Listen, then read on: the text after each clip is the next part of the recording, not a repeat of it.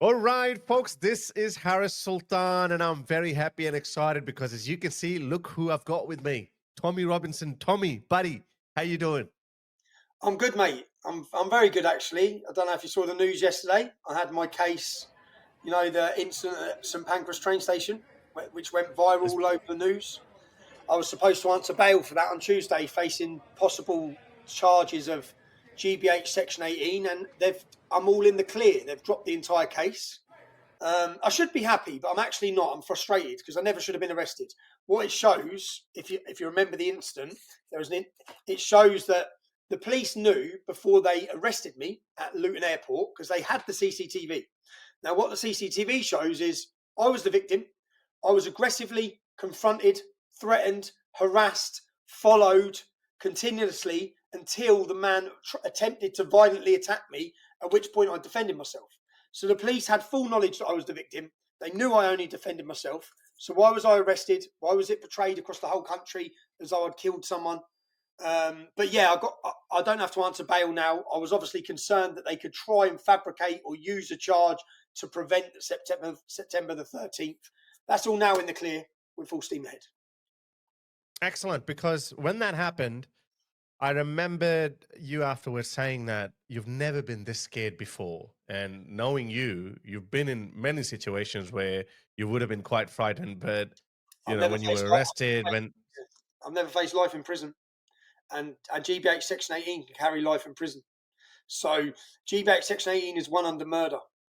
One under were murder. you when that happened, now when I first saw it, I immediately knew that there's no way, like knowing you, I've seen you and I know you're a smart guy, there's no way you're just going to go around, be a punk and start knocking people out. I knew that either this guy came at you or he must have provoked you beyond recognition. But given that it happened at a train station, I was hoping that there would be there would be some sort of a footage, but nothing came out immediately. And I was like, well, hang on a second. Then my conspiratorial mind started going crazy, and I'm like, oh my god, did they get him? Is that Imagine is that a conspiracy? imagine what my mind was doing for those 4 Is that days. why you were really scared? For those 4 days, Harris, I've never been so scared. I was crying my eyes out to my mum. I was crying my eyes out. I was ringing my kids before I was coming back to the UK. I was FaceTiming my children, saying my goodbyes because I thought when I land, they're going to remind me because I saw the way they portrayed it. Now, what people don't realise is when that incident happened at a train station, I contacted the police straight away. Yeah, I have a liaison officer who I cooperate with weekly. I've got a meeting with them tomorrow about our events. So when we're doing events, we have a team of police officers that we work with to make sure we have safe events. I contacted him straight away and said, listen, this has just happened. I've been harassed. I've been followed. I've been threatened. I've had no choice but to defend myself. I am concerned about the gentleman and how he is because he was asleep on the floor. I said, but I had no choice. So I explained this to the police. I also explained it's me. It's a central London train station. I haven't run away, but I have left the scene because it's going to cause more problems by me staying there. Yeah, within minutes, I'm going to be under more attacks. So I've left the situation, but I am willing, whenever you want, to do a voluntary interview to clear my name. So I done that straight away. So the police know I done that. They have logs of me doing that. I then was on a flight out of the country, and the accommodation, the car rental, everything was booked 3 weeks before, which the police are fully aware of because the next morning at 6 a.m., my solicitor sent the police everything because all the headlines were going, Tommy Robinson flees country, he's Yeah. run away. So my solicitors contacted them, said, well, this isn't true. Yeah, here's the logs. Here's the date it was booked. Here's the money coming out of the bank. Here's what he's doing. He's away with work. Here's who he's meeting. Sent them everything. I had a flight booked to come back to Manchester because that's where I was meant to go back to. The police asked, can he come into London to talk to us? So I changed my flights. Then so I booked a flight to come back to London. Now, to my surprise, when I land at London, I'm obviously meeting the police. I land at Luton Airport, and a plane full of people, and I see blue sirens everywhere surrounding the plane. And I'm Yeah, I like, saw that. and I look up and I go to the front, and there's all these people. And I'm like, excuse me. And the air hostess is like, no, you can't go anywhere yet. And I said, no, look out there. And she's like, yeah. I said, yeah, they're definitely for me. Yeah, and I'm saying, but at this point, you know what's mad is I get on this flight and I sit down and I'm in the seats next to kids I grew up with in Luton. It's such a small world. So I'm on a flight coming back from another country, and the people I'm sat next to, which isn't planned, is kids I grew up with. And I sat down next to them. I said, lads, I'm gone. And they're like, what? And they said, we've seen it all on the news. I said, I'm going to come back here. They're going to say I'm a flight risk because they're going to say I left the country, yeah? So they're going to use that as justification to remand me. So no matter what, because that's what they did on the last case when they held me on October 26th, they remanded me and said I couldn't be trusted not to leave the country. So I thought, because I've left the country, they're going to say I'm a flight risk. That means I'm going to do a year on solitary confinement waiting for this trial. And my concern, I don't know if you've seen the witness statements. So then I'm watching the witness statements. And the witness statements in the national newspaper say that I screamed, you want a piece of me. That's what they say I screamed. Now, bearing in mind I had the recording of what was said myself, yeah, but I never played it. I didn't release it. And I didn't release it because I thought, let's see what people say. Let's see what the witnesses say, yeah. And the main witness in this case, pro BLM, his whole social media is littered with negative stuff about me. Says I should spend the rest of my life in jail. He's an actor. He's a left-wing activist. And his statement is fucking total, start to finish lies. Yeah. So I obviously see this statement coming out. I see the witness statement in the press thinking, well, that's a lie. And luckily I've got a recording that proves I didn't scream that. Yeah. But then I'm thinking there's going to be no CCTV. That's what I'm worried. There's just going to be witnesses. Now, the witnesses are going to say I was the aggressor, which they did say. Yeah, I thought I'm in trouble. That's why I've never been so scared, because I thought usually, Harris, like the recent contempt of courts and that, I face 2 years in jail. I can do that. Yeah, I can mentally get my head through that. 10 years, 14 years, 16 years, I'm in trouble, man. So then that point in those 4 days, and my solicitor said, keep your mouth shut. Don't talk to the media. Don't do any videos. And do not share that audio recording you have. Let's see what they try to bring up. So obviously I land back in the UK. When I step off the plane, police are everywhere. They handcuff me. And when they come over, they say, are you surprised to see us? And I'm like, I'm the one that's contacted you. Yeah? I've told you I'm on this flight. I've booked this flight specifically to come and see you. But they didn't have any idea of this. Their bosses have just said, go and arrest Tommy Robinson. So there's this big, massive thing. It's all over the news. I don't know if you saw, I've just put a picture out this morning. Did you see I saw that, yeah. The forensic tents. What the fuck? It looked like someone had been murdered. Yeah. And people are stabbed every day and butchered every day. They're shot every day. You don't see that in London. You don't see these images. So this entire thing, The Guardian sent journalists to Tenerife, where I was. They went into the gym. They went into local cafes. They knocked on people's doors who they believed I'm associated with. They knocked on their doors, took pictures of them as they were hunting me down as I was on the run. So this entire story, I wasn't on the run. I contacted the police. I spoke with them the whole time. I arranged to come back. Then the frustrating thing is, well, not the frustrating thing, I get put in the cells and then I have my briefing with my lawyer. At this point, obviously, I'm scared, very scared. And I meet my solicitor and she says, it's very strange, Tommy. I said, what? She said, the police could not be nicer. They're very, very nice. They're being super nice. I said, okay. She said, so we're going to sit down now. They're going to bring in and we're going to watch. I said, have they got the footage? She said, they've got all the footage. So straight away, I was thinking this. But you know what? I was doubting myself a bit. In those 4 days, I was thinking, and I'll be honest, Harris, coming out of solitary confinement, I had this problem last time, yeah? I had an anger issue, okay? Quick to temper, fast to temper, not myself, a bit out of control in who I am. So I actually withdrew myself. I don't know if you saw, 2 weeks before this incident, I was meant to be doing a lot of things. And I made a video saying, I'm cancelling everything. I need to take a back seat. I saw that. I'm not myself. I know I'm not myself. I know I'm struggling a bit, yeah? So I've done all this. And I thought, I'm in a bit of a... So then when this happened, I thought, no, I know I wouldn't hit anyone, yeah? So I'm trying. Things happen so fast. I knew he confronted me. I know I was threatened. But then I'm thinking, I knew he screamed aggressively at me. And I'm thinking, please, did he come and attack me? And I'm trying to relive it all. And I'm struggling in those 4 days. And as the 4 days went on, I'm doubting myself. I'm questioning myself, which then means I'm thinking, I don't know. And then when I sit down, and the police officers would have seen by my reaction because I was scared, and I sat down waiting to see the CCTV. As they played the CCTV, you would have seen the weight just lift off me once I saw the footage. And I saw him aggressively confront me in my face, and I saw me walking For backwards. minutes. For more Minutes than a minute. He kept coming at you. Yeah. minutes and minutes and minutes. And I go away from him. He comes after me. He blocks my entrance. And as I'm watching it, I look at the police officer, and the police officer smiled at me. Yeah, the man.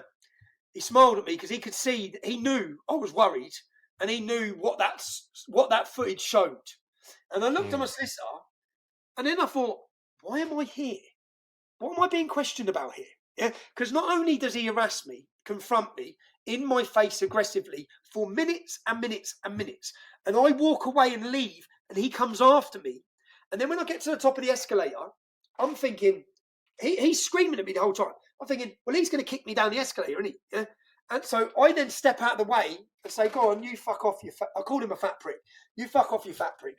At which point he turns around. But when I watch the CCTV, which is the moment he goes down, he charges at me. He charges at me with his hands up. So at that point, I just looked, and all of my problems, all of my stresses just lifted. And I thought, there's no way I'm going to jail for this. There's no way I can even be charged for this. As I looked at it, I thought there is no better case of self-defense as I watched it. And the police officers were very happy. They could see how I felt. They seemed very on side. When the tape finished, I obviously gave my statement, said, look, I was confronted, I was harassed, I was threatened, I was in fear for my safety. As I'm watching it on CCTV, I'm thinking, oh God, I should have hit him 10 minutes ago. How have I not hit him? Like when he's in my face, because I've given him hit. I should have hit him because I was giving him too many opportunities to hit me. Now I remember from the day as I was watching his eyes as he was starting on me, I remember thinking he's just trying to get close enough to sucker punch me. So I kept moving backwards, and then at the time when he does try and hit me, he gets hit. But the police officer said to me afterwards, he said, once the tapes were off, he said, Tommy, this is a bad situation, yeah? He goes, one punch can kill. I said, officer, I understand that. It's been a scary situation for me, but him punching me could have killed me, yeah? I'm not a punch bag, man. I can't be a punch bag. I can't just be punched walking around the street. So I have to defend myself. I try every other avenue every time. I had no choice. And then the police officers, which was remarkable as well for me to witness, all of the officers, from the custody sergeant to the interviewing officers to the officers who are releasing me, were just talking about September 13th. They're just talking about September 13th. Let's and talk then about they that. seem as excited as me. They seem as excited as me. Tommy, we'll see you in September. We'll see you on September 13th. Tommy, I've noticed something. I don't know if you... I've noticed something. I don't know if you saw that video. There was a female police officer. She was arresting probably a migrant for a charge of or on a suspicion of maybe being a creep or something, or touching up a girl or something like that. So I remember her. This is what was caught on camera. She was saying, we let you in our country and this is what you do. Now, I was like, it's a big deal coming from a police officer, because usually you say it, or normally people say it, and then straight away they're called, hey, you're racist, or you're bigot, how dare you say something like that. Now, you obviously have seen, you've been dealing with the police for quite some time now. Obviously, I remember, was it a couple of years ago when you were pepper sprayed, how hostile the police were towards you back then. And now, are they changing, like a rank and file police officer? As you said, they're happy about the United Kingdom rally on the 13th of September. There has been the shift that's happened in the British public from one end of Britain to the other. There's been a mass shift in the last 12 to 18 months. It's also happened within the police. I think it happened in April. Last year, I attended the United Kingdom rally on the 27th of July, but there was one more before that. I think that was the turning point, because even you were surprised at that point how many thousands of people turned up. I was, and we also thanked the police, and we started a new relationship with the Metropolitan Police. And you have to understand, you know what we see? The police are on the front line of that. They know how bad the problem is. They also know, because I talk to ranking officers, they all give me their opinions, yeah, off the record. They know that I got told by Luton police officers. I did record them, but then I thought I can never share this, yeah. They said, all the good police are leaving, Tommy. Everyone's fed up. They said, the only people getting promoted are DEI. They said, we've got no chance. Yeah, we're good officers. All the good officers are leaving. Everyone's fed up. So the morale within the police force, remember, the Metropolitan Police Force were used as a political weapon against the British public. And they were used like that for years. So every time there was a nationalist or patriotic rally, the police, and the way it was done, which we've learned a lot from, when you don't negotiate with the police and you don't have conditions and you don't liaise fully 100% with them, which is what happened in the South after Southport, when protests were springing up, when you don't liaise with them, that gives the police higher powers the opportunity to block roads and put riot police out. So, for example, on St George's Day last year, when there were clashes, or the year before, what happened was, as the English are walking towards their venue, which they haven't liaised with the police, it wasn't my event yet. When they haven't liaised, the high-ranking police can just say, block that road. So then they've put riot police, the protesters come, there's a clash. So in our first negotiations on the 30th of June, the first ever Unite the Kingdom rally. Now, bearing in mind, we'd had October 7th, we'd had all the Hamas rallies, we'd had Armitage Day, which has seen Patriots and ex-forces clashing with the police. When they broke their skulls with batons. With batons, that's it. I've played that video many times. Yeah. Yeah, when we were attacked. You saw St George's Day. Now, I sat down with the police and I've held 80 national rallies probably, I've been there. I know what I can do, what I can't do. I know what they can stop, what they can't stop. So the Home Secretary can ban a march. They cannot stop a static protest. So when they want to ban a march, we just meet here and statically protest here. That's how you get around it. They have to walk you from A to B. You get your march. So I've learned all these things over the years. Now, the Hamas rallies were continually going on. So when I sat down in the first meeting, I went to Scotland Yard and had a meeting with all the senior police officers. I said, listen, let me tell you what I can do. I'm going to tell you what I don't want to do, and I don't want you to make me do it. What I can do is I can organise a static protest in Tower Hamlets. Now, this is where the Hamas rallies start every week. And I can do it on the same date and time as a Hamas rally. As a pro-Palestinian Hamas rally. I can do that. You know I can do that. We've just brought thousands of young men to the capital for Armitage Day. If I want to, this country's ready. You know that I can bring 10,000 men and you're going to have the biggest disaster. Now, I don't want to do that. I really don't want to do that. But what we want as British citizens is we want our rights upheld. We want our right to peacefully protest. We want to work with you. We want to negotiate with you. So what I'm going to ask you is I'm not going to do that. In fact, I'm going to pick a date when there's no Palestinian rallies. And I'm going to pick a location that's not sensitive at all to any community. I'm going to pick outside Parliament. And what I'm going to ask you is that we erect a screen and we're allowed a festival with music. And I want you, the police, to support us in this. Because the police can hold power in this. Because what happens is the Greater London Authority, Sadiq Khan's government, they've just done it again. They can put blocks on all these things. The police can override them based on safety. So with the police's support, remember at this time we was hammering Mark Rowley, we were clashing with Mark Rowley. Oh, yeah. But Mark Rowley is a politician, he's not a police officer. The police I'm sitting in front of are decent police officers from the Metropolitan Police Force. So they're sitting there saying, and I've gone through, here's what Black Lives Matter done, here's what Palestinians done, here's what every other community done. They weren't met with riot shields. You took a back seat. So what I'm going to ask you is wherever the opposition want to protest from us, we will do whatever you want to not see them. We don't want to see them. We don't want line of sight. We don't want to walk past them. We will work with you in any way. So if they want to be here, we'll be over there. We'll change our direction. We'll change our location. So and I recorded every meeting with the police. Here's what we're putting to you. So on the day, you don't need to be on the street on our demonstrations. We'll police ourselves. What you need to do is wherever their demonstration is, tell us. So their demonstration, for example, was at Trafalgar Square, which meant there was one flashpoint. As our protesters come down this road, that's the road that they're up. So then we know we're going to put 100 of our own security on that road. Your officers do not need to come into contact with our supporters. And if your officers have a problem, so we set up a liaison with the police where they have a security officer, we have a security officer. If your officers have a problem with one of our supporters, you come and tell us and we'll sort them out. We don't want 10 officers steaming into our crowd to try and pull someone out. We'll do that ourselves because our supporters will respect our security, they respect our stewards, and it minimises any flashpoints. So we had this agreement with the police. I didn't know whether they'd stick to what they said they'd do. I thought they may try and throw a spanner in the works, like we've seen before. They didn't. They done everything we asked. We had a safe day. We had a brilliant, fun day. We had music. We had celebration. Everyone was safe. We've built from that first demonstration from 30,000. You was there for Trafalgar Square. Again, the police were great. They're upset about a few things because we went over on our time, but per se, it's peaceful. It's great. Our supporters are clapping the police. They're our police force. We There was no support. incidents. Yeah, No, and there were no incidents on that day. Yeah, no instance. It was great. Yeah. So that's where we've got to now. We've shifted a lot, which is great. Again, in this, you saw Trafalgar Square. They blocked us. They've blocked us this time. The government have. We're not allowed Trafalgar Square. They blocked Parliament Square. We're not allowed Parliament Square. So then, in the meetings with the police, we're just like, look, we just want to be safe. If we've got families coming, we want to know how we can facilitate these numbers.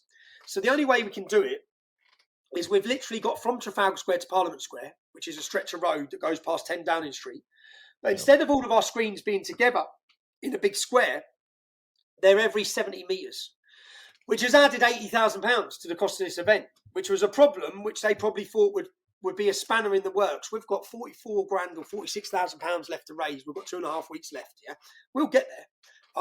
We'll get there. But the difference here is the police know what we're coming for. They know our support base. They know we're not coming for a clash. If we wanted to, for example, we will only allow, and this is through our own doing, we don't allow face coverings. And we want all of our supporters, if you want to come to our event, you come through Waterloo. The reason for that is we don't want groups of supporters meeting over here, another part of London, and trying to walk in. And as they walk in to make their way to Waterloo, they may clash with left-wing protesters who are in other sections of the city. So we're saying to everyone, which is what's worked on the last 3 demonstrations. The only way you got to our last events was Victoria. Some people got upset because they got off at different train stations and they literally can't get in.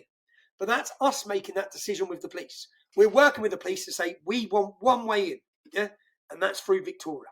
So then our supporters know anyone else can be treated as hostile. If you wear a mask, if you're trying to mob up and you're trying to meet in different areas of London and come in different back routes, please don't. Yeah, because that makes it impossible for us to police. And we've been a massive success. I've just done a video that goes out today. Everyone wants us to fail here. The government, the media, all of them want us to slip up. They want to portray us as thugs, as hooligans, and they want to weaken and diminish the legitimate concerns and message that we're about to put to the world. If you bring aggression and you bring face coverings, you're literally handing it to them on a plate. So if you bring aggression and face coverings, you will be treated as hostile in our crowd. Our own supporters will put you in your place. Yeah. So we want a fun day. Obviously, Harris. I think 1 million people are coming. Yeah. I truthfully believe the numbers are going to shock the world. Yeah. I think Britain is bordering. I keep saying this. We're bordering on revolution. You know, the people who were too scared to talk, they're not now. So you know the police who used to not agree with us, but toe the political line. They're not now. I guarantee you'll see lots of smiles and handshakes coming from police officers at the next event, and I hope our supporters return that respect. It's a sad state of affairs that we lost, that the Metropolitan Police Force become the laughing stock of the world for 2-tier policing, yeah? But that is not the individual police officers. It's politicised policing coming from a political stance of the Labour Party and a government who wishes to use the police as a weapon to oppress and attack its own people. We hope the police now see that and they're awake to it like we are. We don't want clashes with them. We will work every way not to have clashes with the police at our event on September 13th. And I believe after our briefings and the relationship we've now formed with the police officers we're working with, they fully understand and their officers will not be expecting any trouble from us on the day. Tommy, it still baffles me that there's still some people who still think that, oh, you know, everything's fine the way it was. Migrants are coming in. It's all good. Islam is not a threat, blah, blah, blah. In your simplest pitch, what would you tell them that why is it important to do what you're doing, which is unite the kingdom, bring everyone together? And why is it important to preserve British values? Because some people are trying to even confuse the public what being British means. I know one thing, that British values are certainly not Islamic values. That's what I know. Well, look, I think there's multiple different points to make here. One of the points is that those people who oppose us because of ideology. So they know Islam's a problem. They don't like Islam. They don't like religion. They're communists or they're Marxists. But they also see Islam as the biggest weapon, the biggest alignment to help bring down the system. Now, they want to bring down the system. They want chaos and they want anarchy. So to get their chaos and anarchy, they side with Islam. That's what the pro-Palestinian, pro-Hamas support is, the red-green. It's like what we've seen in Iran previously. So there's groups that you're never going to convince because it's their ideology. Yeah, they're not naive to what's happening. They know what's happening, but they don't care because they hate Britain. They hate the culture. They hate the identity. They wish to destroy Christianity. It's a Christian country. They're happy to erode it, attack it, annihilate it. Yeah. So there's them. You're never going to convince them because they are wholeheartedly defiant in their own ideology. So what about the politicians? The politicians, what's going to happen? People say, how does a protest change? How does a peaceful protest change? I'll tell you how it changed, because the courage is now coming. People are finding courage. News presenters, Ryan Clark yesterday. He's a news presenter in the UK, a gay news, a lovely bloke, yeah. But he's come out now strongly speaking against the migrants. Why does anyone think these people are finding courage? They're finding courage because of the mass numbers of peaceful protests. Whether it be raise the flag, whether it be the Epping protest, the demonstrations, the families, the women in pink, whatever it be, you are giving them and inspiring them to find the courage to speak up. I don't blame politicians. I don't blame business owners. I don't blame employees. I don't blame the British public who have been intimidated and fearful and put into silence. I don't blame them, because I was that person. Remember, I used a fake name and I wore a mask. Why did I do that? Because I had successful companies and businesses and I didn't want to lose it all. And the reality is, for 10 years, for a decade at least in this country, trying to talk about these issues, saw you violently attacked, saw you cancelled. The bubble's burst. It's burst very recently. The dam is breaking, yeah, and people are talking. So what will it, if we do put 1 million people in our capital city and we have a celebration of British culture and identity, what will change? The Conservative Party, Reform, all the political politicians will want to ride that wave. The same way they are cowards, they will all jump ship. You see Robert Jenrick now, Conservative MPs, he's been an MP for years, he was in charge of immigration, he was silent. Now he's making all these flash videos about immigration, stopping migrants, British culture, raising the flag up lampposts. They're all jumping ship. Tommy, have you seen Keir Starmer? I asked Grok, how many tweets has Keir Starmer made regarding illegal migration in the last 4 or 6 weeks or so? Take a wild guess. Guess how many? And they're not... It's a lot, 33 tweets. And they were not about we'll smash the gangs. They were like, oh, we will deport you. You will face deportation if you commit crime, blah, blah, blah. It's like, you were accusing everyone who would say anything remotely close to that as far-right thugs. Why are you changing your tune?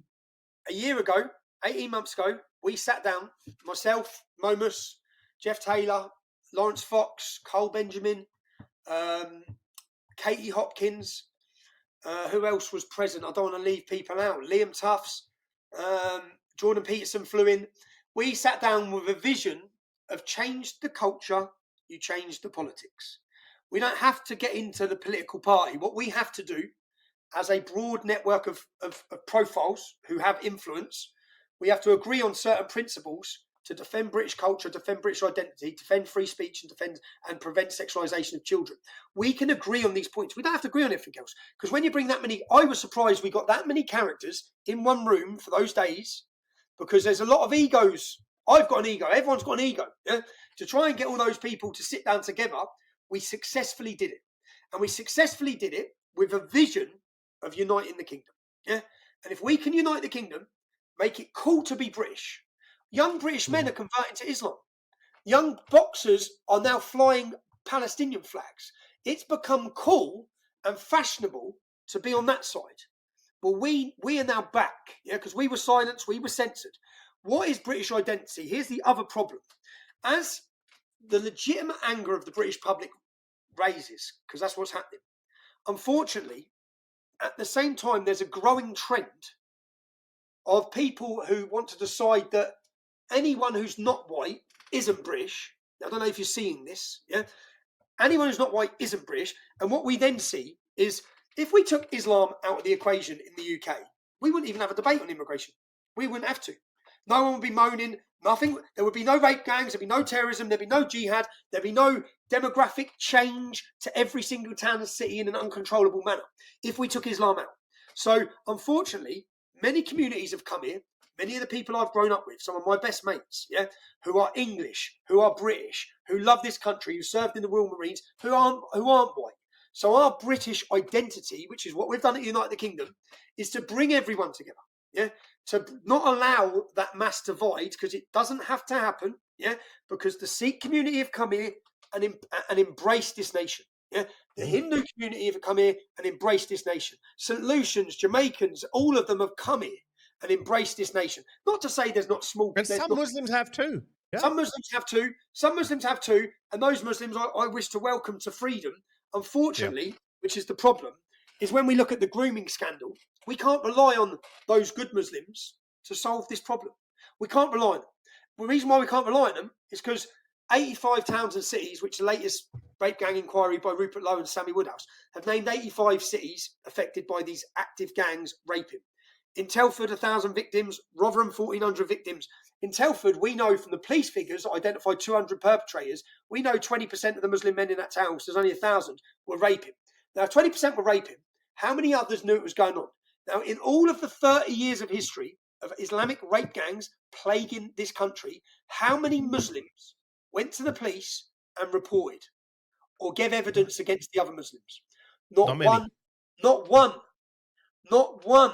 So, yes, there are some good Muslims. I know some great Muslims, We can't rely on them. They're irrelevant when we have the problem we have. They're irrelevant because they're not going to stop it.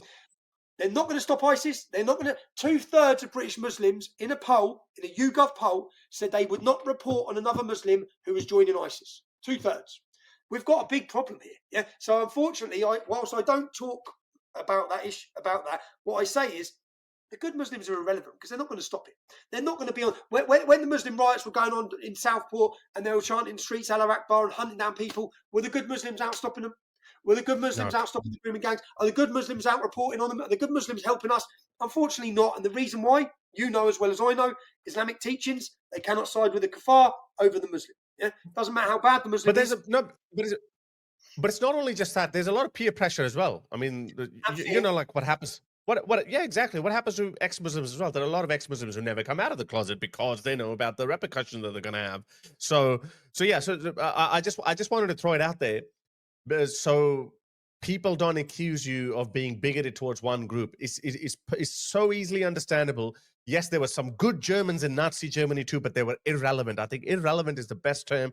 I'm sorry, nothing against you. Individual Muslims can be good people, but it's not about them. It's about Islam as a culture that is a hostile culture to Britain and towards Western civilization. Harris, I have noticed... Yeah, sorry, go on. Have you been following Lubna, the Muslim girl? Yeah. I saw what happened to her. Yeah. So when you watch that then gives me more sympathy towards why Muslims aren't speaking out. Because here is a young, brave Muslim girl in my hometown of Luton who has tried to voice against the bad apples. And what's the result been? She's had to flee her home, threats to kill her. She's had to leave and run. So when you see that, okay, that's why the Muslims are not speaking out. Exactly. Okay, I get it. But again, unfortunately, we know punishment for leaving Islam, which is why so many are closet Muslims, cultural Muslims, Muslims in name only, that they can't speak out. It's like I've seen it growing up with some of my Muslim mates. They just can't. So, I don't want to seem big. You had a friend. You had a friend in Luton, and something happened. Like I was listening to you, and then he said, "Look, sorry, Tommy, I can't side with you." Someone jumped on you. A fight in the town centre. He's my mate. And Muslims were attacking some lads, beating him we went to break it up and pull them off. They attacked us. It all turned into a mass brawl in the street. My Muslim mate was on their side. And then afterwards, he just said, bruv, it's an instant like that, it's us and it's you. He goes, I've got to walk back into my community. He goes, I just can't. It's like, well, there's no friendship then, is there? We're not actually friends. We're not actually friends. If you will jump to the defence of a man you don't know just because he's Muslim over someone who you've been friends with for 15 years, That's the telling sign. But some people don't understand that. But I get it now. And I've stood there. We've been drinking, yeah. Like 10 of us, and I've got a mate Razwan, yeah. And we're standing there. I said, Raz, just so the other lads in here understand, when it goes, if it goes, yeah, in the UK, what happens with us, yeah? And he just goes, it's us and it's you. And my other mates are like looking. Some of the other lads are looking, and he goes, what? He goes, it's us and you. He goes, you're not believers. And he's so blatant, and I know the score, so I know that, yeah? I know that. And that's a mate, yeah? But I know that he's telling us if there was a conflict in this country, I'm with the Muslims against you, yeah? And it's Muslims against non-Muslims. And he just made it so matter of fact. And some of the other lads were just sitting there like, what the fuck? What the fuck, bruv? And he's just like, you're not believers. And I said, I thank you for your honesty, Raz, yeah? I thank you for your honesty. Because I know that. I know that.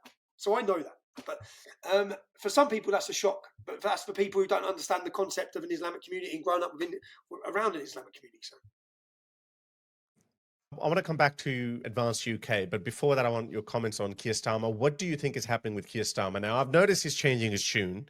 He can't hide behind your Islamophobe or your far-right thugs. What do you think he's going to do? Because he still has 3.5 years to win back the public. Do you think he's going to do anything major or not? He's just going to keep... He could start mass deportations tomorrow. It doesn't matter. It doesn't matter. No one's can he do that? Is he legally allowed though? Because with the ECHR and all these, he can't. He's not gonna. He doesn't want to. But what I mean is, he could unveil plans to. No one's going to trust him. No one's going to believe him. Those 33 tweets, I look at them and just laugh. When I see the tweet, we're smash deportation. I just think, are you fucking taking the piss? Are you winding us up? Keir Starmer, and the problem he's got is no one believes a word he says. No one believes a word he says. Read the comments underneath. Read the comments underneath. It's embarrassing. He's coming out strong. I don't know why he's bothering, because no one's buying it. No one's buying it. There's nothing the Labour Party can do. There's nothing Keir Starmer can do. He's finito. He's finished. Yeah. So this country is ready. The political establishment know that full well. Yeah. Which is where reform have come in. They know that. The Conservative Party know it. Labour know it. They know that people have so disillusioned with the two major parties. Now, reform's sweeping the opinion polls, but reform could be called blue party. Yeah, it would still be sweeping the opinion polls because people have had enough of these two. So the public are not going to go with these two. Yeah, they're leaving them in their droves. They want something new. That new thing that's sweeping the polls at present, and people believe will. When you were in prison, I think that's when there was a poll conducted which made Reform the biggest party. If an election was held on that day, then Reform would win. That obviously put Nigel Farage suddenly on the map and he started flying high. What's wrong with Nigel Farage? Why did you turn against him? First of all, on September 13th, I'm not going to mention Nigel Farage. It's not going to be a hate fest of Reform. It's not going to be an attack on Reform. I don't want to talk about Reform or Nigel Farage at that event. It's a free speech festival. I want our supporters to know that. I'm not going there with any agenda to look. I have my problem with Nigel Farage, which I didn't want to have. If you saw what I done at the 27th of July, I asked who supported Reform. Every person put their hand up, 100,000 people. I said, Nigel, please stop attacking us. That's all I asked. Stop lying about us. Yeah, you don't have to support us. Just don't lie about us. Then I'm in custody. I'm in solitary confinement. I'm fucking not in a great place. And then I find out that Nigel Farage is sitting on TV telling the public that I have convictions for violence against women. It's just a lie. Total lie. Yeah? So that is the future Prime Minister of this country using his platform to absolutely slander and attack me at the lowest point in my life when I can't defend myself. And I find out that the mother of my children had to put out a statement. She had to sit my kids down and say, when you go to school today, people might be saying your dad's a woman beater, blah, blah, blah, because of Nigel Farage's lies. Now, he didn't have to support me. But the fact he came out justifying my imprisonment, trying to think the public are that stupid. He said, well, he's committed contempt of court. It's like, Nigel, 167 million people have watched the film. They know what I've done. You know, it's like, I fucking owned it.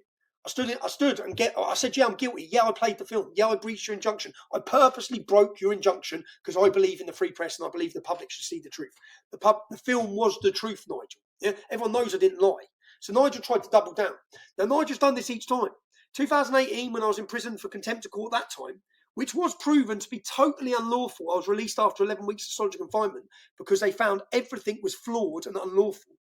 Nigel was rolled out on TV then to justify and say that I'm a criminal and I'm a thug, and go through all my list of criminal convictions. At the same time as this, I don't judge anyone because I believe everyone has a chance to reform, yeah?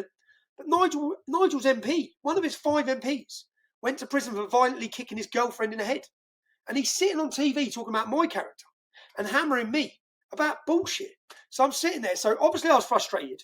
I tried to make peace multiple times with reform. And I wanted, to be honest, as I've said, our vision, change the culture, change the politics. I believe we can build an army of activists from one end of Britain to the other. 9 million people voted Labour in, 20 million people didn't vote. Nigel's not going for those voters, and he should be. Yeah, Nigel's going for the ex-Tory Conservative voters. As it paused there, yeah. Nigel's going for the ex-Tory Conservative voters. He's going for the already established. There's 20 million people that didn't vote. We need to electrify them, yeah, which is what we want to do as a cultural movement. We want to give them a sense of identity, a sense of belief, a sense of celebration, a sense of knowing who they are. Yeah, and if we do that, our vision was that when political parties are standing, whether it be Reform, Advance, Tories or Conservative, we want whichever one of your politicians support this, yeah, which is a 5-point pledge of British culture, identity, free speech. These issues that we as a cultural movement believe in, yeah, and with the support of boxers, comedians, celebrities, we were building an army of social media activists that were going to come under one banner. This was our vision. And our vision would be, I don't want to enter politics, but I want to be able to sway, which is what the Muslim bloc vote does. Yeah, all parties will sit down and talk to them because they know within that constituency they swing that vote.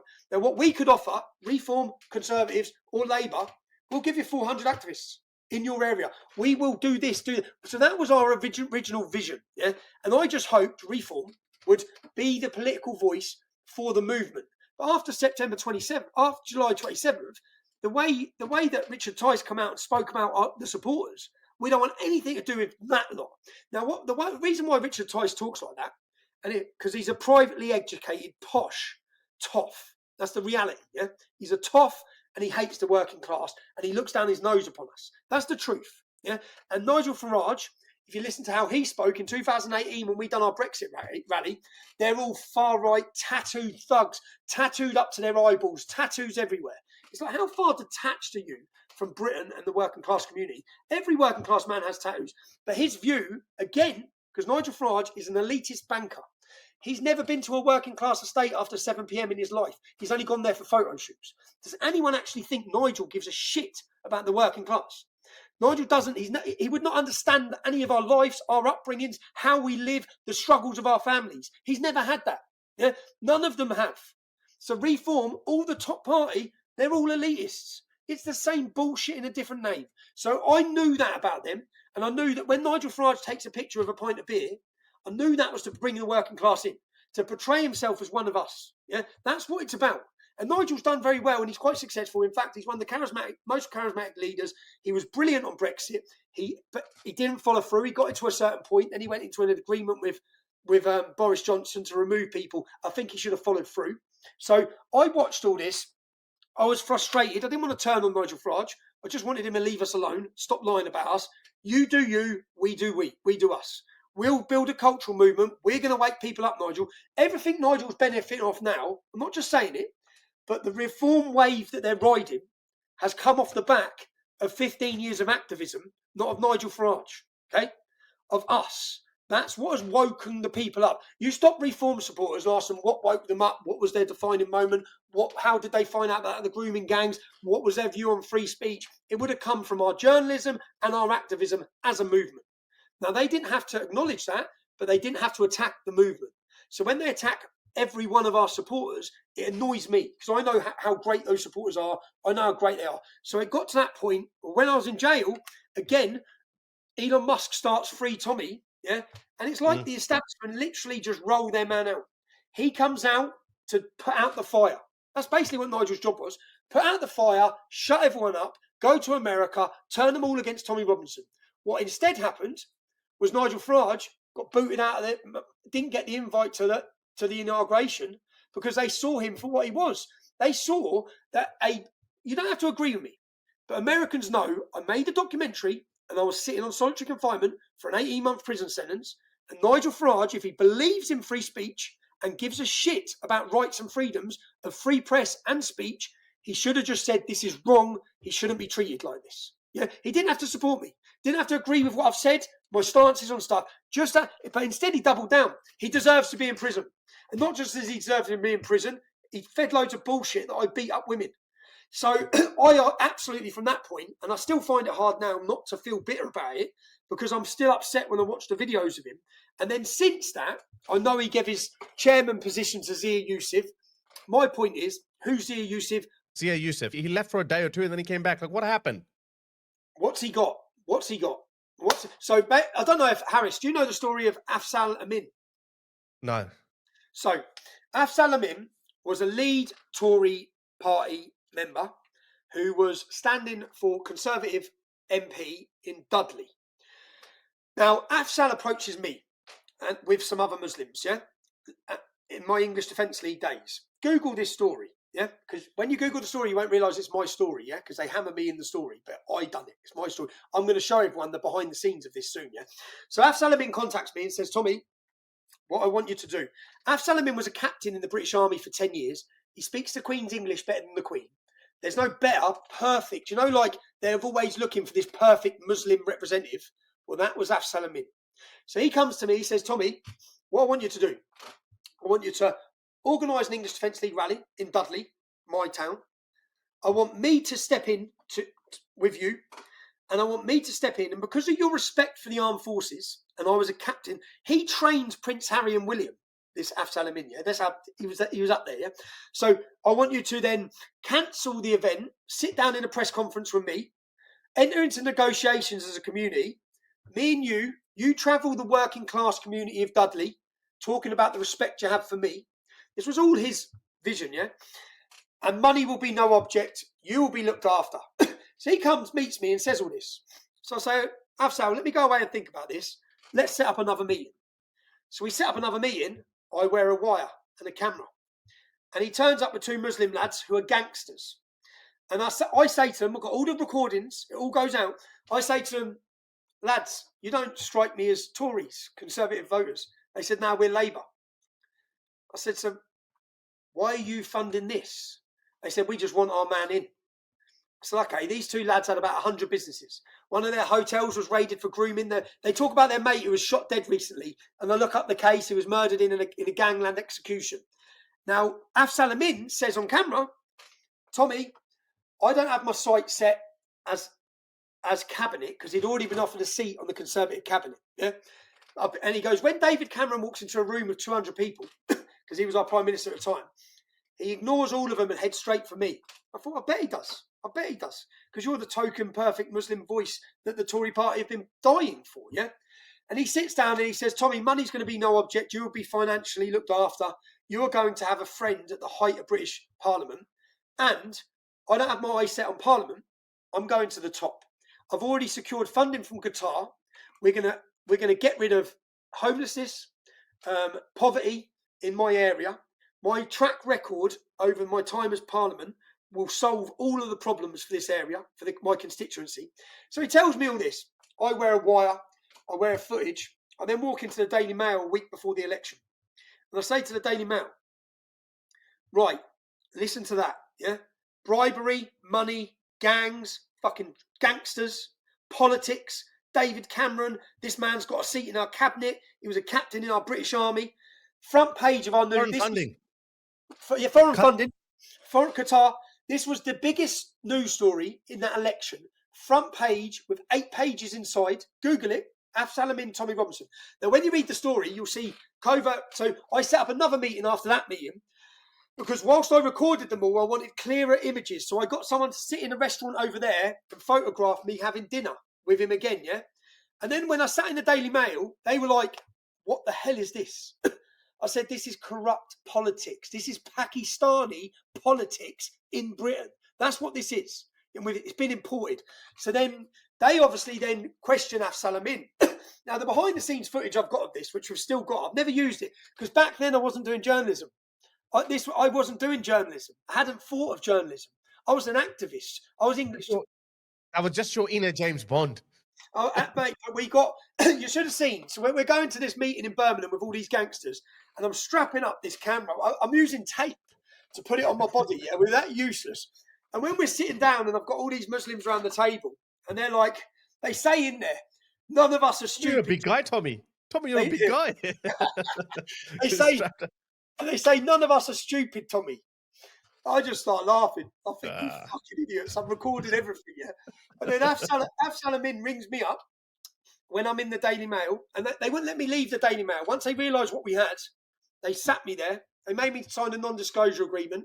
Fucking non-disclosure agreement. There you go. I'm about to break all this. I'm going to show all the video and everything of it, yeah. So could you go to prison again for that, Tommy? Nah, don't do that again. They want to sue me, but I don't own anything, Harris. So they when Af-Salamin rings me up. I'm sat in the office, and he's like, Tommy. I said, yeah. He said, the Mail have just been on the phone to me. I said, oh, yeah. He goes, what's going on? I said, some things ain't for sale, Af-Sal. You're fucked, mate. Career's gone, bruv. Yeah. And then after this, he disappeared. Yeah. But do you know what? Do you know what we find then? Do you know what the Daily Mail then find? Because they investigate everything. They find that 4 years before he joined as a captain in the British military, he was making leaflets about the Mujahideen taking over Britain. He's a jihadist who went into the British military undercover as a captain for 10 years, and he was about to be on the cabinet for British Conservative Party. So when I look at him and where he come from... You should have been knighted. You should have been knighted just for that. Mate, and you've got a long list of... Do you know what they done? So when it come out, read the newspaper, they hammer me. Yeah, you wouldn't think it's me that gave them the story. Yeah, but I'm going to show everyone because I've got all the footage of it. I've got us in the hotel room. I've got us meeting him. I'm going to make it into a mini little doc to show people here's what we've done. But my concern here was Af-Salamin was undercover. When I spoke to him, he had 2 children at Eton. Yeah, 2 children at Eton. Your wages as a captain in the British Army do not cover 2 children at Eton. So who has funded this entire undercover operation to get a foreign object, a foreign funded man? So I look at him, and then I'm not being funny. I currently look at Zia Yousef, and I ask questions because his company wasn't doing that great before it got sold for millions. Yeah, from what I understand. So he's come from nowhere. I'm not saying it's the same, but because of the track record with Baroness Varsi, with Sadiq Khan, with Af-Salamin, all of a sudden, from nowhere, Zia Yousef comes on the scene. Apparently, he pays £200,000 and gets the chairman's seat of Reform. Reform had a meal recently with the whole head table. There was £25,000 a ticket. The entire head table, Pakistani Muslims. Yeah. So I look at what they were doing to Conservative Party, and I have questions to ask because since Zia Yousef's involvement with Reform, Nigel Farage doesn't want mass deportations. What's the girl's name that went to join ISIS? He says she should come back. He said, "Yeah." What's her name? Shamima Begum. Yeah. He said she should come back. He doesn't care about demographic replacement. He every policy. He actually gives. He said Islam. He said he said Muslims are going to change the demography. We can't ignore them. We can't alienate them. So we can't upset Islam. So no matter how bad things are, we can't upset them because by 2050 they're going to become that dominant. Yeah. But the nub of it is, we have a Muslim population in Britain growing by about 75% every 10 years. Right? That's just where we are. Mm-hmm. If we politically alienate the whole of Islam, we will lose. We'll lose. So how does one include We them? will lose. By 2050, goodness knows what kind of a terrible state we're going to be in. Mm-hmm. So basically, Nigel Farage is holding up his white flag. So why I've come out strongly Basically, now... surrender. It's Basically, a surrender. That's what he's talking about. He's talking about surrendering. We can't deal with that. Yeah. So when I saw that, I know so many Reform voters and supporters are being led up a garden path. Nigel, if he stops the boats, yeah, the boats aren't our biggest problem. The boats are a problem. They're not our biggest problem. 1.2 million people were imported into our country last year. Reform's policy was one in, one out. 500,000 Brits left, they'll bring 500,000 in. Yeah. Now under Zia Yousef, because Zia Yousef looks like he's leading reform, not Nigel Farage. That's how it looks to everyone. And who is Zia Yousef? Who is he? Where has he come from? Where has this bloke come from? So I ask these questions, and I wouldn't mind if he earned his way to the top, but he didn't. He bought his way in. He bought his way in after selling his company for millions that wasn't making a profit. It all stinks. So I ask these questions because I've seen what happened with Af-Salamin. I've been there. I've outed it already. Yeah.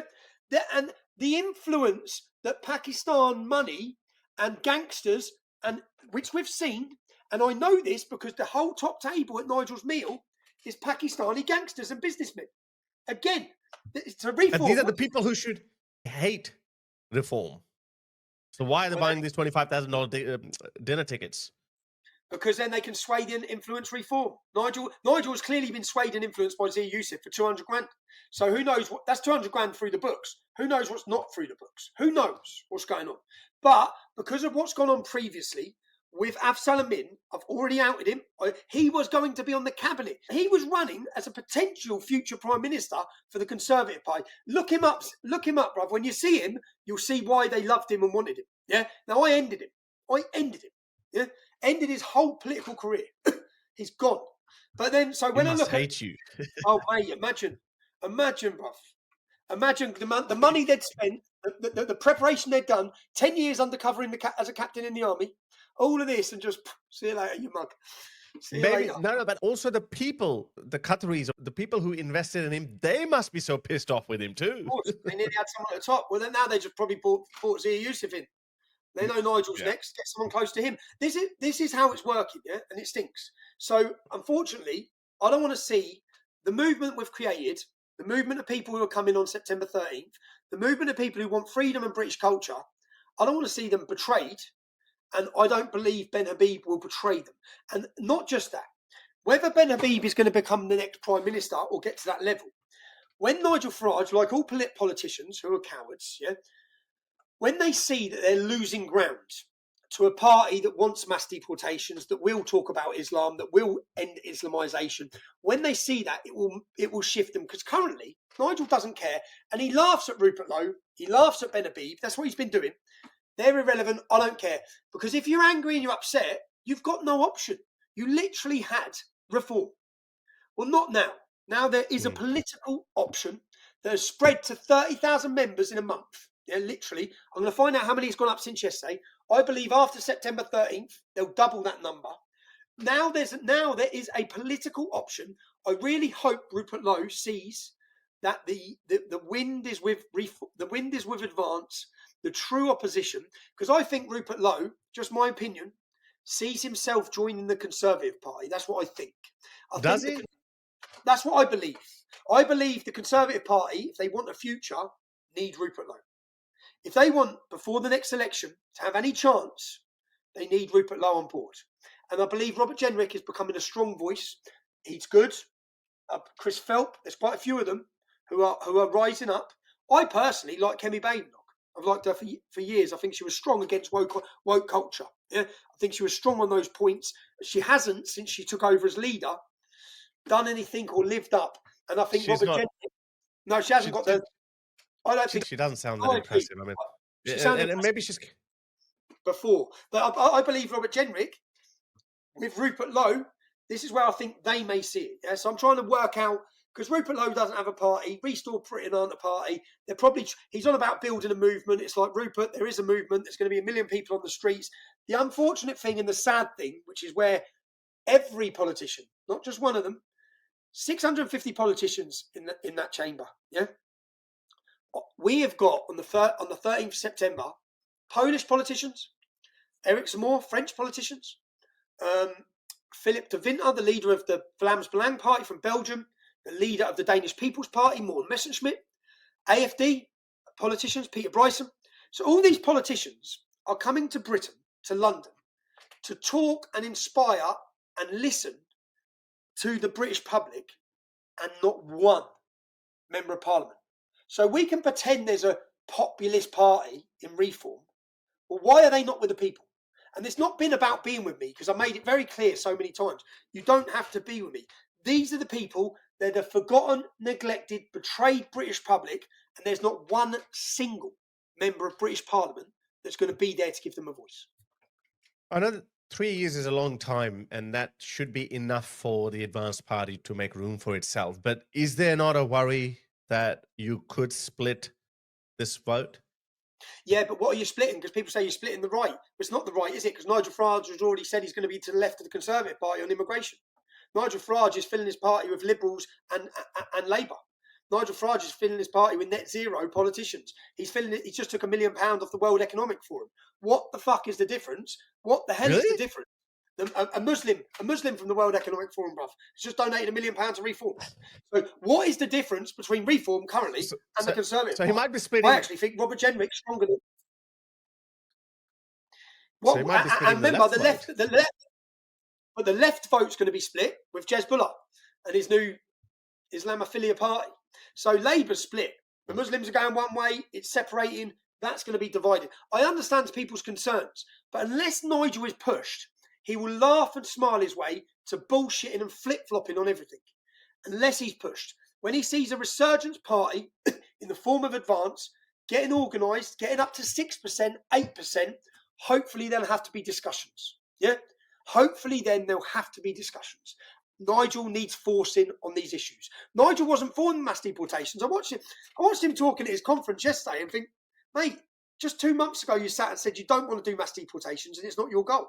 Now you're the only person who wants mass deportations. It's like, what do you even believe, bruv? What do you even believe? Nigel is a good orator, but I'm sorry, he's not ready for the backlash, the targeting. How come Reform are holding conferences and entire seminars without any opposition to their halls? If he was really a threat to the establishment, do you think he'd have a mainstream programme on GB News? Or do you think he'd be censored and deplatformed? You see Ben Habib, he's now banned from GB News. You see Rupert Lowe, banned from GB News. Elon Musk just come out and threw weight behind Advance UK and GB News or no other talk radio, talk TV, none of them have even interviewed Ben Habib about it. What does that tell you? That tells you, yeah, the establishment, as in GB News, is seen as the free speech channel. It's another establishment channel. Look what they've done to Mark Stein when he spoke against vaccines. Look what they've done to Lawrence Fox. Look what they've done to look what they've done to everyone. So you're not allowed to mention. But they do mention Islamists like no other channel does. No, they do like no other channel, but there's still limitations on what you can and can't say on there. Yeah, there's still limitations. You're not allowed to mention my name still. So whilst they know, and the public know, and the establishment know, they've got to have these conversations now. The whole world, the whole country's having them. Yeah? So you need an outlet, you need a channel, it's GB News, you need a party, it's Nigel Farage. What do you think, I'll tell you, what do you think the politicians fear? Do you think they fear Nigel Farage being in Parliament? I don't think they do. No, I don't think so. You see Keir Starmer? Nigel Farage, I mean, I was never really impressed because it seems like he wants to say things that are not too offensive. Reform was getting so much support by your crowd, and yet he would never utter a single word about you. I'm not saying that even for you, but anyway, he just turned on you. I didn't mind that, Harris. I didn't mind that. I remember speaking to you when I met you in England. You didn't care. You were like, okay, we are in contact, but I don't care. Yeah, I don't care. I don't care. I just want these people here who have turned up today, who are concerned about the Islamisation of their country, free speech, grooming gangs. Look at what Rupert Lowe had his speech. Nigel Farage took the word mass deportations out of his speech. Nigel Farage banned him from saying Pakistani rape gangs. Now, that is not a man who's going to lead this country. That is not the courageous leader this country needs. I personally think Ben Habib, and I also think Rupert Lowe. Rupert Lowe could be Britain's Trump. I hope he goes for it. Maybe he doesn't want the hassle of what that life brings. I don't know. But Ben Habib, I have trust, not just in Ben Habib. Harris, you know my documentaries, The Rape of Britain, all 5 series, Lawfare, that none of them would have happened without some incredibly helpful colleagues of mine. Those colleagues are an integral part of Advance UK. Yeah, they are in the middle of it. So whilst I don't want party politics, and I've made this pretty clear so many times, maybe one day I'll be pushed there, maybe one day it goes there, who knows? I personally think at our event on September 13th, when we've got that crowd there, Do you think Parliament care about Nigel Farage? I don't think they do. Do you know who they don't want in there? They don't want Anne Biddulph. They don't want Katie Hopkins, and they certainly wouldn't want me.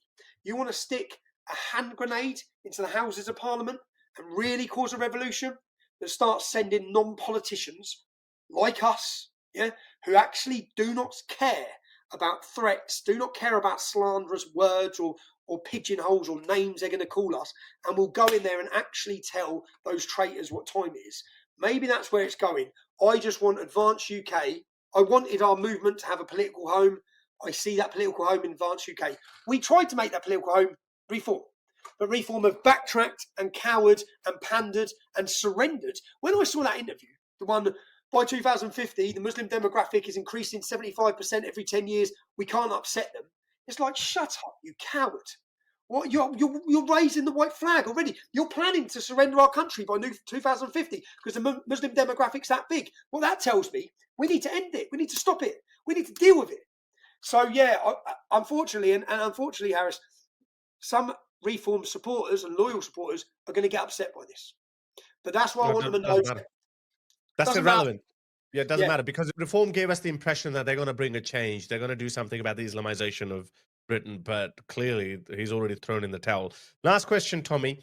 Last time when I spoke with you, that video got taken down within 2 days. Then you went to prison, and then you came out, and suddenly my video appeared. And then I looked at your YouTube channel, came back.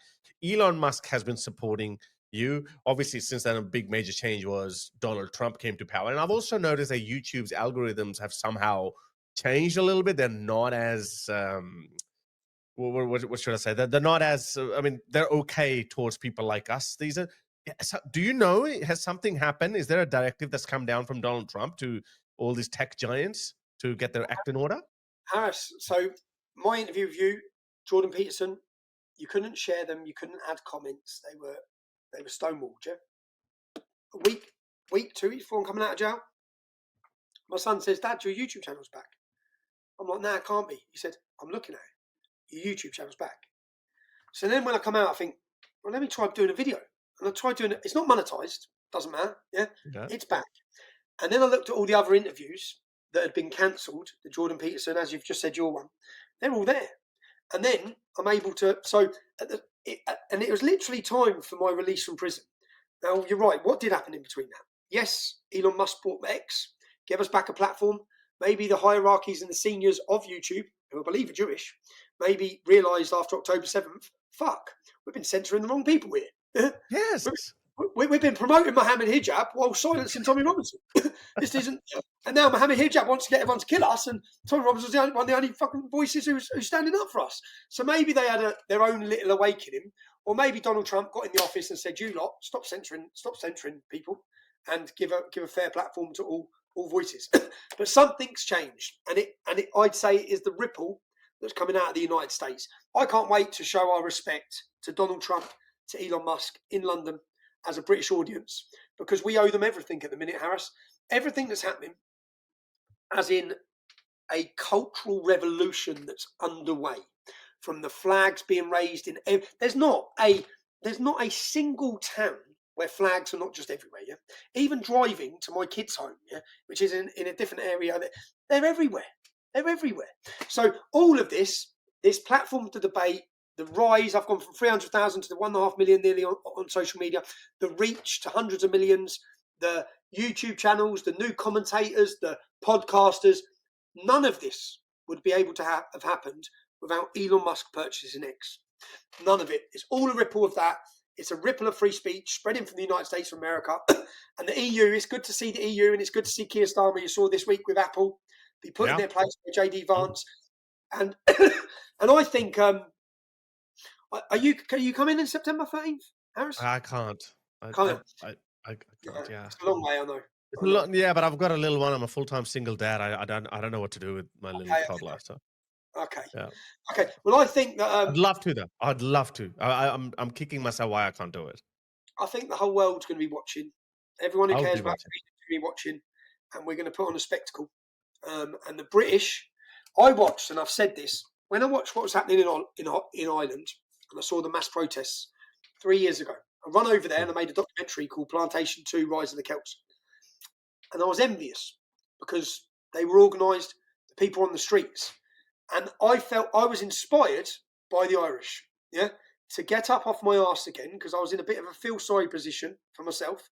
I was You would down. totally black out. Nobody could touch your Instagram, Facebook, YouTube. People who would even talk to you, even their channels would be taken down.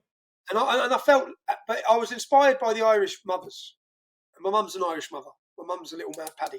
But I was inspired by them, and that put me into action. Do you know what I thought? I thought at that time, I don't want to be inspired by the Irish.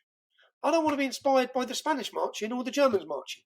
I want Britain to be the vocal point for the world in inspiring everyone else. Now, I think what we're about to do on September 13th, as the rest of Europeans who are feeling the same as us, who are feeling oppressed, Canadians, all of the West, Australians, everywhere, I think when they look to what we put on and they understand that Britain's awake, hopefully we inspire many others. And hopefully, after our success of September 13th, what we next plan will hopefully attract Viktor Orban's, Alice from AFD. We want the world's leaders coming to... Geert Wilders.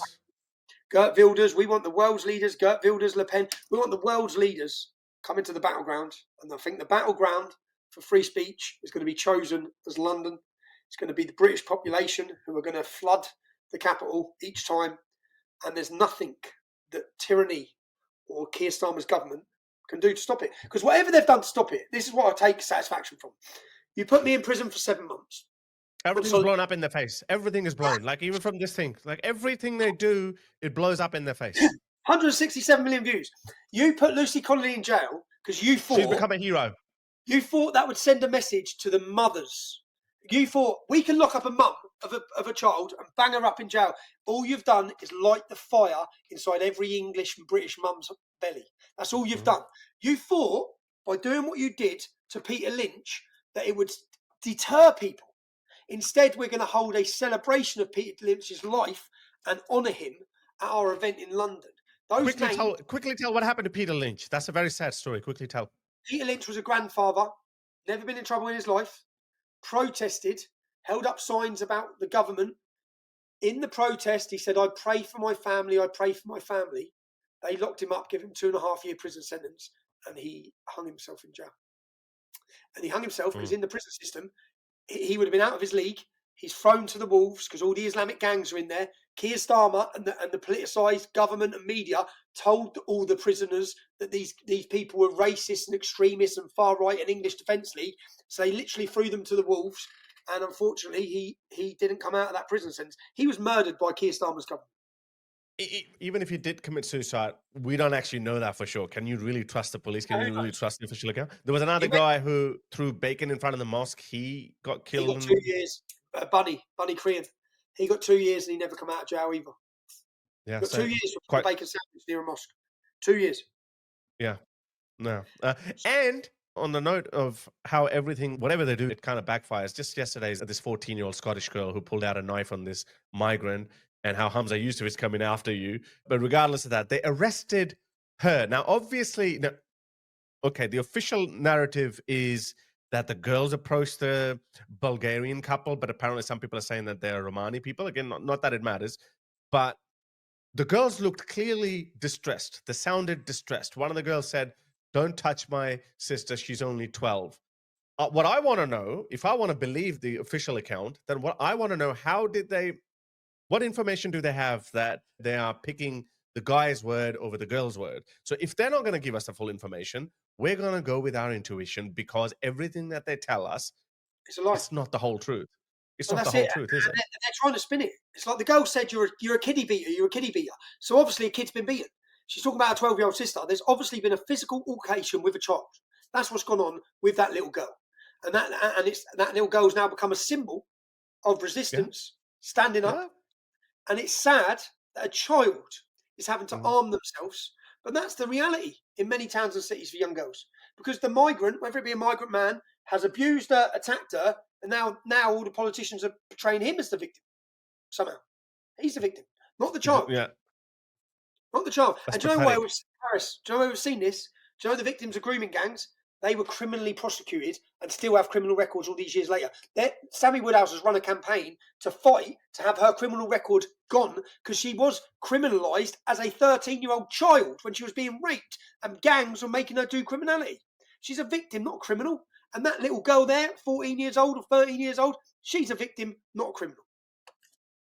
I made this video yesterday and I was discussing that.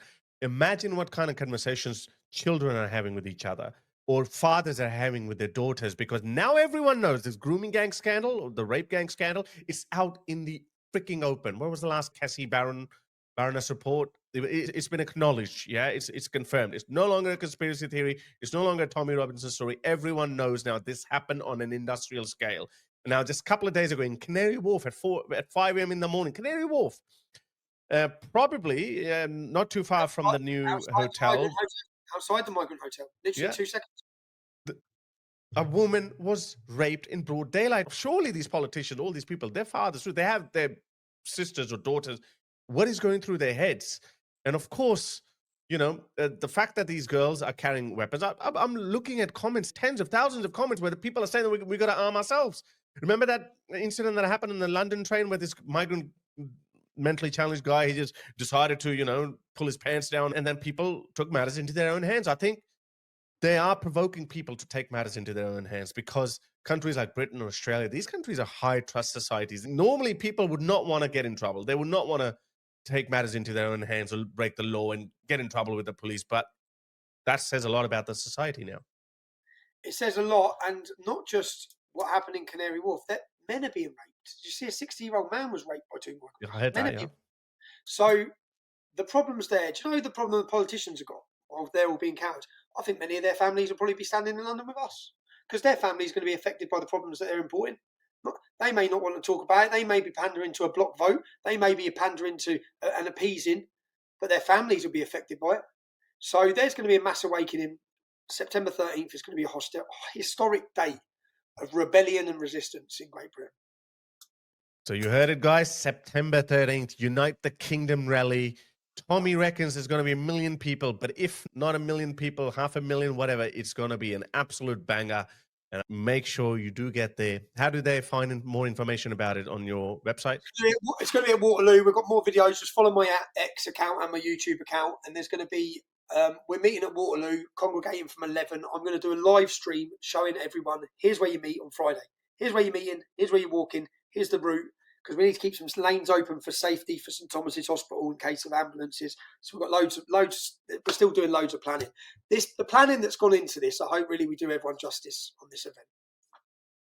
That's it, guys. Follow Tommy Robinson on X and YouTube, and I'll see you in my next video.